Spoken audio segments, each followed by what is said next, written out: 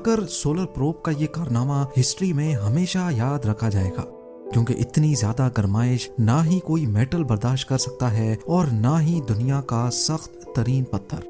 तो फिर सवाल उठता है कि आखिर पार्कर सोलर प्रोब इतनी गर्माइश में मेल्ट क्यों नहीं होता। हजारों नहीं बल्कि लाखों डिग्री के टेम्परेचर में भी ये बिल्कुल परफेक्टली कैसे काम कर रहा है। शुरुआत में साइंसदानों ने सूरज पर रिसर्च के दौरान एक अजीबो गरीब फिनोमेना नोटिस किया। वो सूरज से निकलने वाली लाइट की वेवलेंथ और उसके कलर से सूरज की गर्माइश का अंदाजा लगा रहे थे। ये काम जमीन से बैठकर ही स्पेक्ट्रोग्राफ की मदद से किया जा रहा था। आपको यहाँ बताते चलें कि लाइट के कलर और उसकी वेवलेंथ का डायरेक्ट कनेक्शन उसके टेम्परेचर से होता है। जो नतीजा साइंसदानों के सामने आया उसने एक ऐसी मिस्ट्री खड़ी कर दी जिसको आज तक समझा नहीं जा सका। उन्होंने क्या देखा कि सूरज की सतह यानी उसके सरफेस का टेम्परेचर तो 5500 डिग्री सेल्सियस है, जबकि उसकी सबसे आउटर एटमॉस्फेरिक लेयर कोरोना का टेम्परेचर हैरत अंगेज तौर पे 5 लाख डिग्री सेल्सियस से भी ज्यादा है, यानी सूरज की सतह से भी कम से कम 100 टाइम्स ज्यादा। ये ऐसा ही है जैसे आग से दूर जाने पर हमें ज्यादा गर्माइश महसूस हो। ये एक बहुत ही अनोखा फिनोमेना है जिसको समझने के लिए साइंटिस्ट पिछले 100 सालों से लगातार कोशिशें कर रहे हैं। नॉर्मली ये लेयर सूरज की रोशनी में छुपी होती है और इसको देखना सिर्फ सोलर एक्लिप्स के दौरान पॉसिबल होता है या फिर क्रोनोग्राफ सनशेड की मदद से। 1958 में नासा की एस्टेब्लिशमेंट के बाद कई स्पेस मिशंस का आगाज हुआ। एक के बाद एक सैटेलाइट्स और स्पेस क्राफ्ट्स ने पहली बार स्पेस में कदम रखा। लेकिन सूरज के इस अनोखे फिनोमेना को समझने के लिए जरूरी था कि कोई ऐसा प्रोब बनाया जाए जो सूरज की कोरोना लेयर में जाकर जायजा ले और देखे कि आखिर वहां ऐसा क्या चल रहा है। वो प्रोब 5 लाख डिग्री सेल्सियस की गर्माइश में भी सूरज से निकलने वाली रेज पर स्टडी कर सके। पर जाहिर है ये काम इतना आसान नहीं था, क्योंकि ये इतनी गर्माइश है जिसका अंदाजा लगाना भी काफी मुश्किल है। आयरन का मेल्टिंग टेम्परेचर 1500 डिग्री, जबकि दुनिया का सबसे सख्त मेटल टंगस्टन है और इसका मेल्टिंग टेम्परेचर भी 3422 डिग्री सेल्सियस है।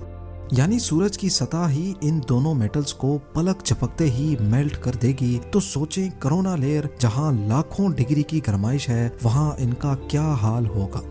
पार्कर सोलर प्रोब की डिजाइनिंग और डेवलपमेंट तो एक मसला था ही, पर इसको सूरज तक पहुंचाना इससे भी बड़ा इशू था।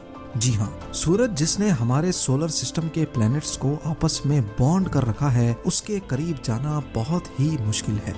सबसे पहले तो ये समझ लें कि अगर किसी सैटेलाइट को अर्थ के ऑर्बिट से निकाल कर वापस अर्थ पे लाना हो तो उसकी स्पीड कम करनी पड़ती है ताकि अर्थ की ग्रेविटी उस पर हावी हो सके और उसको अपनी तरफ अट्रैक्ट करे। इसी तरह अगर इसको अर्थ पर नहीं बल्कि किसी और प्लेनेट पे भेजना हो तो इसकी स्पीड बढ़ाई जाती है ताकि वो अर्थ के ऑर्बिट से बाहर निकल सके। सपोज मार्स पर अगर किसी स्पेसक्राफ्ट को भेजना हो तो पहले उसको रॉकेट्स की मदद से अर्थ के ऑर्बिट में लाया जाता है और उसके बाद सही टाइम, सही एंगल और सही स्पीड से उसको अर्थ के ऑर्बिट से निकाला जाता है। अर्थ के ऑर्बिट से स्पेसक्राफ्ट को निकालना बहुत एनर्जी कंज्यूमिंग काम होता है। रॉकेट की मदद से वो अर्थ के ऑर्बिट तक तो आ गया, लेकिन अब यहाँ पर रॉकेट नहीं होते, लिहाजा स्पेस क्राफ्ट में ही लगे छोटे रॉकेट को इस्तेमाल करके इसकी स्पीड आहिस्ता आहिस्ता बढ़ाकर उसको ऑर्बिट से निकाला जाता है। मार्स क्योंकि अर्थ से सूरज के मुकाबले में बहुत करीब है, इसीलिए जिस एंगल में स्पेस क्राफ्ट को लॉन्च किया जाता है वो एंगल इतना ज्यादा नहीं होता। लेकिन सूरज और अर्थ के दरमियान का डिस्टेंस 150 मिलियन किलोमीटर्स है और अर्थ के ऑर्बिट से निकालकर इसको सूरज के ऑर्बिट में डालने के लिए एंगल भी बहुत बड़ा चाहिए और जाहिर है एनर्जी भी। इतनी ज्यादा एनर्जी और पावर वाला रॉकेट आज तक नहीं बनाया गया। लिहाजा नासा के एक्सपर्ट्स ने फैसला किया कि पार्कर प्रोब को सूरज पर भेजने से पहले इसको वीनस भेजा जाएगा। वीनस हमारे सोलर सिस्टम का दूसरा प्लेनेट है जिसकी ग्रेविटी को इस्तेमाल करके पार्कर प्रोब की स्पीड बढ़ाई जा सकती है। लेकिन यहाँ एक मसला था। मसला ये था कि वीनस एक छोटा प्लेनेट है और इसी वजह से इसकी ग्रेविटी भी कम है। जितनी स्पीड पार्कर प्रोब को सूरज के करीब जाने के लिए रिक्वायर्ड थी, उसके लिए जरूरी था कि वो वीनस के गिर्द 24 मरतबा चक्कर लगाए, तब जाकर वो सूरज के क्लोजेस्ट पॉइंट पर पहुंच सकेगा। 12 अगस्त 2018 पार्कर सोलर प्रोब को केप कैनावरल एयरफोर्स स्टेशन से लॉन्च किया गया। इस मिशन के लिए नासा ने 8 सालों का टाइम प्लान किया है। सूरज के सबसे क्लोज पॉइंट तक जाने के लिए वीनस का सहारा 24 मरतबा लिया जाएगा। हर एक चक्कर में 37 घंटे ऐसे होते हैं जिसमें सूरज पर रिसर्च करने का मौका मिलता है। यानी टोटल 8 सालों में ये प्रोब सूरज पर 900 घंटे की रिसर्च कर पाएगा। 28 अप्रैल 2021 ये वो दिन था जब नासा ने कंफर्म किया कि पार्कर प्रोब अपने 8वें चक्कर में सूरज की कोरोना लेयर में सक्सेसफुली दाखिल हो चुका है। कोरोना का मिस्टीरियसली सूरज की सतह से भी 100 टाइम्स ज्यादा गर्म होना वाकई एक हकीकत था जिसको पार्कर प्रोब ने भी वेरीफाई किया। लेकिन ऐसा क्यों है? कौन सी ऐसी ताकत है जो मिस्टीरियसली कोरोना लेयर को सूरज की सतह से भी ज्यादा गर्म कर रही है? इस पर अभी तक रिसर्च चल रही है। अब आ जाते हैं हम अपने मेन सवाल की तरफ कि आखिर इतनी ज्यादा गर्माइश में पार्कर सोलर प्रोब मेल्ट क्यों नहीं हो रहा। पार्कर प्रोब की जो साइड सूरज को फेस किए हुए है, वहाँ एक हीट शील्ड लगाई गई है जिसको कार्बन फोम से बनाया गया है। ये कोई आम फोम नहीं है, बल्कि इसको अल्ट्रामेट कंपनी ने खास तौर पर सूरज की गर्माइश को एब्जॉर्ब करने के हिसाब से डिजाइन किया है। ये फोम अंदर से 97% खाली है, जो हीट शील्ड को और ज्यादा इफेक्टिव बनाता है।